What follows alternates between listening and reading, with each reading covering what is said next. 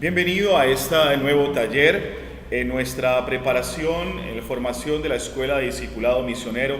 En este módulo 3, siguiendo a Jesús hasta la cruz, mi proyecto de vida es discipular en el Evangelio de Marcos. Recuerda que estamos en un camino y ese camino es seguir a Jesús hasta las últimas consecuencias. Es un camino que lleva a la cruz, a Jerusalén, a la muerte, pero también a la resurrección. Hemos venido caminando durante 5 talleres viendo cómo la cruz es el itinerario del discípulo misionero en el Evangelio de Marcos y cómo un discípulo que tiene los ojos, la mirada fija en Jesús, debe asumir esta cruz, llevar hasta las últimas consecuencias su anuncio del Evangelio.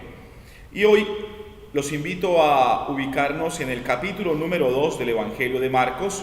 Les recuerdo, esto continuamente lo estaré diciendo en las diferentes lecciones, la cruz de Jesús no solamente es asumida en el Monte Calvario, en el momento en el que Jesús es capturado, no. La cruz Jesús la asumió desde el mismo momento de nacer y toda su vida fue un cargar la cruz hasta el momento final. Y carga la cruz por amor. Un amor que libera, un amor que sana, un amor que transforma, un amor que da vida y vida en abundancia, donde el poder de Dios se ve reflejado en el amor en la cruz. En el capítulo número 2, versículo del 18 al 28, tenemos un texto que nos habla del enfrentamiento con los fariseos. Jesús tuvo una gran dificultad en su anuncio explícito del amor de Dios Padre con un grupo particular que se llama los fariseos.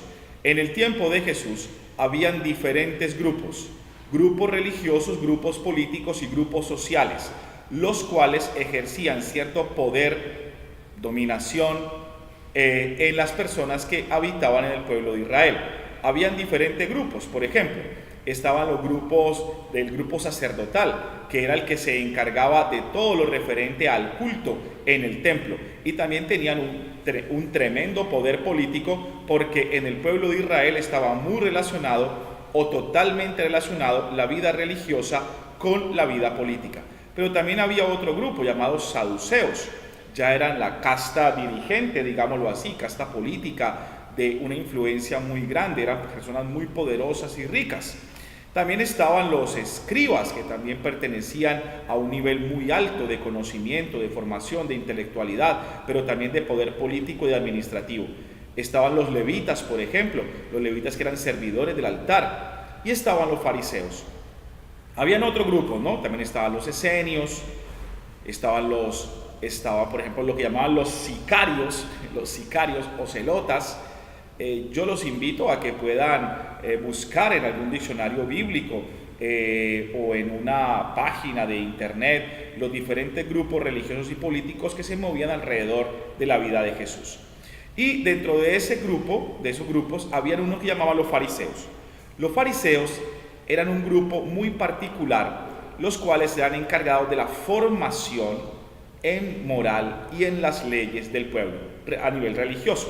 Eran como los misioneros de calle, los que iban anunciando la palabra, los que iban enseñando los mandamientos, los que iban enseñando las normas del pueblo de Israel. Eran absolutamente estrictos en el cumplimiento de las normas, porque ellos creían que desde la norma se alcanzaba, digamos así, la bendición de Dios, la salvación. O sea, que estábamos a paz y salvo con Dios y estábamos como de buenas con el Señor, en buena relación, si se cumplía completa y totalmente la ley de Israel. Por eso para ellos las purificaciones, los ritos, los modos, las formas, el cumplimiento de las leyes, el cumplimiento del sábado, de los diezmos, era absolutamente fundamental, porque para ellos la ley llevaba al encuentro profundo con el Señor. Mientras que Jesús tenía otra propuesta, por eso el enfrentamiento con los fariseos era continuo. ¿Y por qué Jesús se enfrentaba tanto a los fariseos? Porque decía que los fariseos ponían grandes pesos, una norma absolutamente pesada en la vida de los hombres, y ellos no querían vivir esa vida tan radical, tan difícil, tan dura. La misma palabra fariseo traduce separado, es decir, el que está separado de los pecadores, el que no se contamina del pecado y el que se conecta tanto con la norma y con la ley de Dios, que está a paz y salvo con él. Entonces, por eso hoy veremos cómo el conflicto con los fariseos se convierte en un problema y en una cruz para Jesús. Marcos habla continuamente del enfrentamiento de Jesús con los fariseos, pero en él la enemistad no está tan fuertemente elaborada como más tarde en Mateo. Este refleja sobre todo las relaciones cristianas con los fariseos que se desarrollan en Jerusalén en los años 70. Los fariseos eran apreciados por el pueblo, pues estaban cerca del desarrollo de una religiosidad laica. Claro, mientras los sacerdotes estaban en el templo celebrando el culto, los fariseos eran los evangelizadores de la calle, los que estaban enseñándole las normas, la ley y el encuentro con Dios por medio de la ley en la calle a las personas. Para ellos era más importante el mandamiento de Dios que las ofrendas de los sacerdotes. ¿Qué significa esto? Que ir al culto para ellos era importante, hacer el holocausto y el sacrificio en el templo era bueno, practicar las oraciones en el templo era necesario, pero era mucho más eficaz el cumplimiento de la norma de Dios. Por eso el fariseo es radical en sus normas. Y si tú vas a ver el Evangelio, los grandes enfrentamientos que tienen con Jesús es porque ellos ponen la norma por encima de las personas, mientras que Jesús pone la norma al servicio de la persona. No el ser humano sirviendo a la norma, sino que la norma le sirve para liberación, para bendición, para alegría. Entonces, sin embargo, para ello, cargan muy a menudo a la gente con nuevos impuestos, con cargas muy pesadas y con normas que rompen el mismo ser humano. Jesús aparece vinculado a los fariseos en muchas preguntas y continuamente se está enfrentando con ellos. Para él, su religiosidad era demasiado estricta. Un ejemplo del conflicto con los fariseos es la pregunta sobre el ayuno, y así vas a encontrar muchos problemas de cómo Jesús se enfrentaba sobre el ayuno, sobre el sábado, sobre los diezmos, sobre la ofrenda, sobre la relación con los padres, sobre el culto, en fin. Son tantas discusiones que Jesús tuvo con los fariseos, además porque Jesús también era un misionero de calle. Jesús no evangelizó en el templo. Jesús fue un misionero de calle, salió y entonces se encontraba con los fariseos y cada vez que se encontraba había una discusión. Los discípulos de Juan y los fariseos ayunan de forma regular, normalmente cada lunes y jueves, anualmente en determinados días.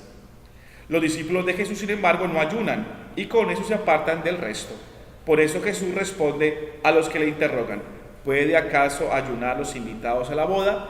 Jesús tiene una religiosidad mucho más fresca, donde la norma está al servicio del hombre, que lo libera. Hoy por hoy hay tantas personas que tienen actitud farisea terrible. Si un viernes no ayunan porque están enfermos, sienten que le causaron el peor daño a Dios.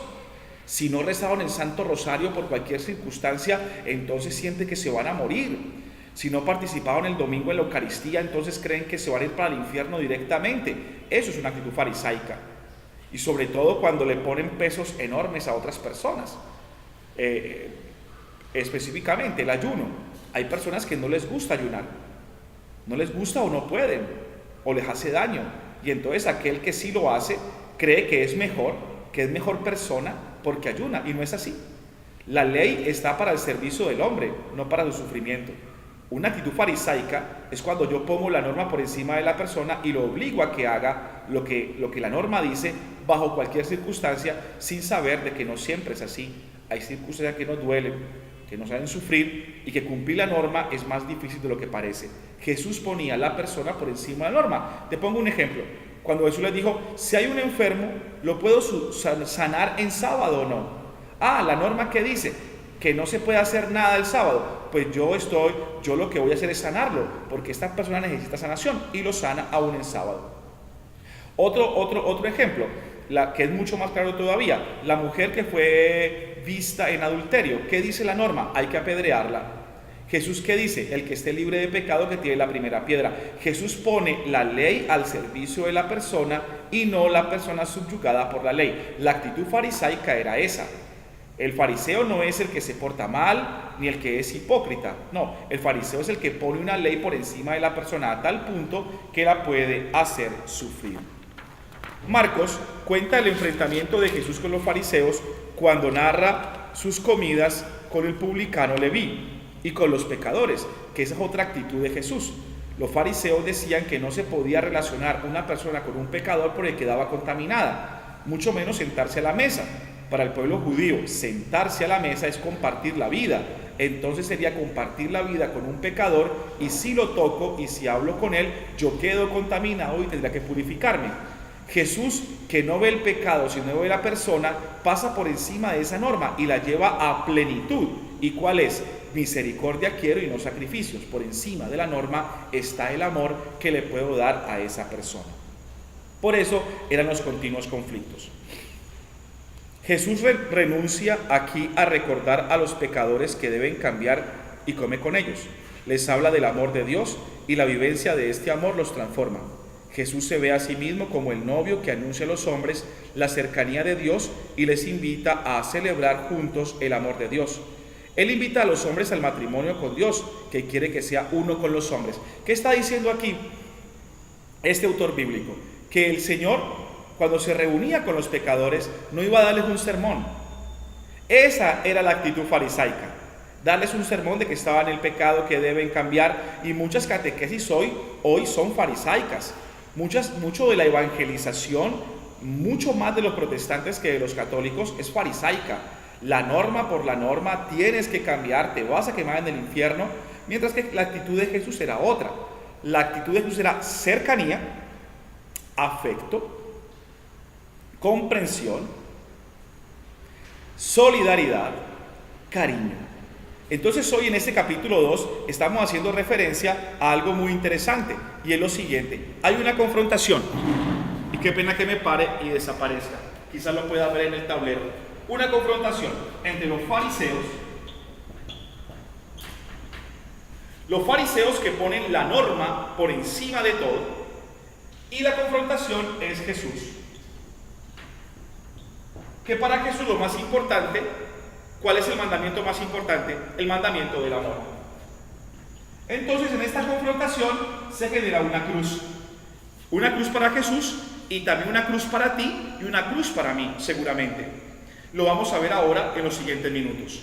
Tenemos a los fariseos los cuales, ya saben, una norma, una ley, esa norma se debe cumplir bajo cualquier circunstancia, mientras que Jesús dice, sí, la norma es importante, pero no te olvides que por encima de la norma está la persona y el amor. Claro que se necesitan las leyes, claro que se necesitan las normas, pero que ellas no opriman, dobleguen y torturen a la persona. Y por eso el mandamiento más importante que pone Jesús es el mandamiento del amor. Entonces, esta confrontación entre fariseos y Jesús lo que nos ayuda a comprender es que hay dos formas diferentes de ver la historia con Dios: la de Jesús y la de los fariseos.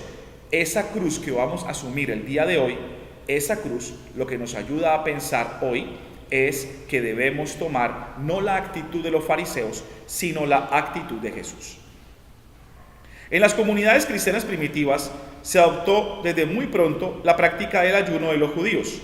Se ayunaba los miércoles y los viernes, en lugar de los lunes y los jueves. Con su ayuno, los primeros cristianos se unieron a Jesús con su debilidad, que vence el poder de los demonios y cuyo camino hacia la resurrección pasa por la cruz. Que este es el auténtico ayuno. El auténtico ayuno no es para conseguir cosas, ni para pedirle cosas a Dios. El auténtico ayuno es para unirme a la debilidad de Jesús, que me hace poderoso para vencer todas las tentaciones. Y por eso ayuno, para ser fuerte. Esta confrontación también la tenemos el día de hoy. Jesús fundamenta el comportamiento de sus discípulos con la novedad de su enseñanza. Él entrega a los hombres algo realmente nuevo. Por eso le dice, bueno, no están ayunando. ¿Y por qué no están ayunando? Porque es que están felices con el novio. Llegará un momento en que tendrán que sufrir, ayunar y sacrificarse. El enfrentamiento con los fariseos continúa en la pregunta sobre el mandamiento del sábado. Se agrava aún más la situación, porque el sábado era sagrado para los fariseos. El sábado tiene un fundamento muy bonito. Te invito a que lo puedas profundizar en un momento determinado. El sábado fue el día de descanso. El sábado nos iguala a Dios. ¿Por qué? Y nos iguala con los demás. Porque aún el esclavo descansaba. Entonces nos igualaba a todos los seres humanos por igual. Igualito todo. Si yo puedo descansar igual que mi patrón, quiere decir que yo soy igual que mi patrón. Mira qué bonito. El sábado también era pensando en la persona. Trabajó tanto, trabajó 6 días, descansa uno, tómate tu tiempo, relájate. Nos igualaba con Dios porque Dios también descansó el último día, entonces nos une la divinidad. Mira cómo el sábado, la prohibición de trabajo del sábado era maravillosa, porque además nos invitaba a compartir con la comunidad, a tener tiempo con la familia, cosa que no pasa hoy. Todo el mundo trabaja enloquecido, el domingo se convirtió en un día común y corriente y se ha perdido el sentido de ese sábado, de ese domingo, de ese día de descanso. ¿Qué pasaba? ¿Cuál era la confrontación? Que los fariseos con su norma pusieron normas tan estrictas del día sábado que ya terminaron acosando al ser humano y aburriéndolo. Entonces, por ejemplo, si tu buey se cae en un pozo como es sábado, no lo puedes sacar, entonces que se muera. Pero es mi propiedad, yo lo saco, así caiga en pecado. El sábado no puedo caminar si no es a tantos pasos. El sábado no puedo cargar un bulto. Era demasiado. Entonces lo que comenzó como algo bueno terminó como simplemente una angustia y una desesperación. Por eso Jesús dice: el sábado está para el hombre, no el hombre para el sábado. Que se disfrute, que descanse, que la pase bien. Igualmente lo de arrancar las espigas. Tengo hambre, el sábado no me puedo arrancar espigas. No, pero ¿qué es esto? Si tengo hambre arranco espigas. Así sea el sábado. El sábado. Como el sacerdote no tenía pan normal, le dio panes sagrados. Jesús pone a la persona por encima de la ley, la persona por encima de la norma, y así debe ser en toda situación. La confrontación con los fariseos es otra muestra de la cruz de Jesús. Vamos concluyendo, vamos cerrando, vamos poniendo el punto donde debe de estar. La confrontación con los fariseos es otra muestra de la cruz de Jesús, el cual en su vida pública sufrió continuamente la persecución y la crítica por sus actos. Jesús sufrió mucho la crítica. ¿Y por qué? Porque defendía el bienestar del ser humano. En un gesto despiadado, lo llegaron a criticar juzgando su forma de proceder y sus amistades. Amigo de publicanos y pecadores, Mateo capítulo 11, versículo 19. En otra ocasión, afirmaban que estaba como loco, Marcos 3:21. Hasta los gestos de amor como una sanación fue fuertemente criticada por incumplir la fría norma que ahogaba el espíritu del judaísmo de su tiempo. ¿Qué en este momento estamos hablando? La cruz, y permíteme que me ponga nuevamente de pie para escribirlo, la cruz que encontramos en este texto de Marcos capítulo 2, de su confrontación con los fariseos, es la cruz de la crítica. Y voy a ponerlo en grande: la cruz de la crítica. ¿Por qué digo que la cruz es una crítica? Porque la persona, Jesús, haciendo el bien, queriendo hacer el bien, buscando la sanación, la liberación, la salvación de su pueblo, es criticado violentamente por las personas que están a su alrededor. Él, por amor, se acerca al pecador, come con él, como con Zaqueo, ¿te acuerdas? Y Zaqueo se convierte. El fariseo pone por encima la norma y critica: comilón, borracho, amigo de publicanos y pecadores. La crítica. Sus discípulos tienen hambre y Jesús deja que cojan espigas en el sábado. Los fariseos los critican: están haciendo lo que no tienen que hacer. Los discípulos de Jesús están felices porque gozan de la amistad del Maestro, no ayunan. Los fariseos lo critican. ¿Por qué? Porque ellos deben ayunar. ¿Por qué? Porque así lo dice la norma. Y así sucesivamente. Entonces, la segunda cruz que encontramos en el camino del discípulo que nos enseña Jesús es la cruz de la crítica. Y si te acuerdas, la primera cruz que vimos en el capítulo número 1 de Marcos era la cruz del tiempo. El tiempo que debemos de invertir para la evangelización, ese esfuerzo sobrehumano que hacemos de la evangelización. Entonces ya tenemos dos cruces, dos ofrendas que hacemos de nuestro tiempo y de aceptar la crítica para la construcción del reino de Dios y la evangelización. Decíamos en el primer taller, cuando tú te comprometes a evangelizar, tienes que sacrificar tu tiempo, tu descanso, como Jesús, que cuando sanó a esta persona, entonces ni siquiera tenía tiempo para comer. Es mi primera cruz, la cruz de mi tiempo que la entrego por la evangelización. Hoy tenemos una segunda cruz, y es la segunda cruz de la crítica. Y la crítica es porque las personas, a pesar de que hacemos el bien y a pesar de que procuramos la construcción del reino de los cielos, entonces de todas maneras nos critican. Nos unimos a la cruz de Jesús y aprendemos a asimilar las continuas críticas de las personas que no conocen nuestra historia ni nuestro camino de discípulos. Es común encontrar inclusive dentro de las mismas comunidades parroquiales o grupos apostólicos personas que juzgan nuestro actuar o nuestras opciones por el Evangelio. Se puede recordar el refrán: al árbol con frutos le tiran piedras. Aceptar la crítica con madurez y templanza, no responder a los insultos o cuestionamientos por causa de nuestra misión, nos hace parte del reino de Dios. Dichosos los que por causa mía los maldigan. Mateo capítulo 5 versículo 11. Ser criticados y juzgados nos hace cercanos a la cruz de Jesús. ¿Por qué tomamos este texto? Porque si decimos que en este taller, en este módulo que significa, que se llama Mi proyecto de vida discipular, siguiendo a Jesús hasta la cruz, y si Jesús asumió la cruz de la crítica, Jesús asumió la cruz de la crítica, pues yo también debo asumir la cruz de la crítica. ¿Cuándo me critican? Cuando tú, que eres coordinador de un grupo, en vez de valorarte todo el esfuerzo que hacen, te juzgan por lo que haces. Por ejemplo, cuando eres misionero y vas a anunciar a Jesucristo en las cuadras y en las calles, y las personas se burlan de ti o te critican porque vas a hacerlo, en vez de reconocer la grandeza que tienes de anunciar el Evangelio. Inclusive las mismas críticas de los otros coordinadores, hasta el mismo párroco, cuando las cosas en el grupo no funcionan y que sin ser culpa tuya, tú tienes que recibir la corrección. ¿Cómo nos hacemos uno con Jesús?